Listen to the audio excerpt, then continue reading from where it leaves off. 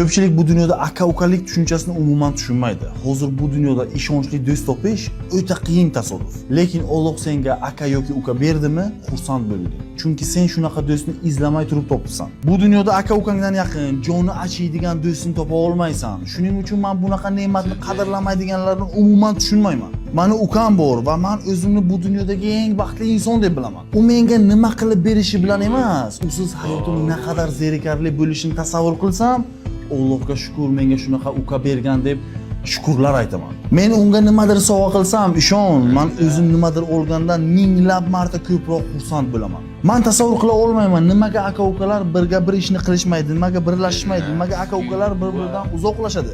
Axir aka-uka bir joyga bir mushni ursa, любой ishni qilishadi, любой ish o'xshaydi. Tushunish kerak, aka-uka o'rtasida saniki meniki emas, bizniki degan narsa bo'lishi kerak. Chunki Alloh qaysidiriga bersa, ikkinchisini rizqini qo'shib beradi. Men ukamni shunchaki hayotimda borligidan xursandman. Chunki uning ko'zlarida bolaligimdagi xotiralarim, quvonchlarim, azoblarim, otamning nigohi, onamning kulgusi bor, haqiqiy ishonch bor, sadoqat bor. Nima bo'lishidan qat'iy nazar aka-uka birlashishi kerak, xarakteri to'g'ri kelmaydi, dangasa, gapimni quloq solmaydi demang.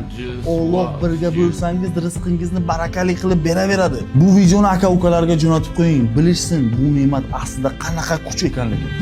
What could I say?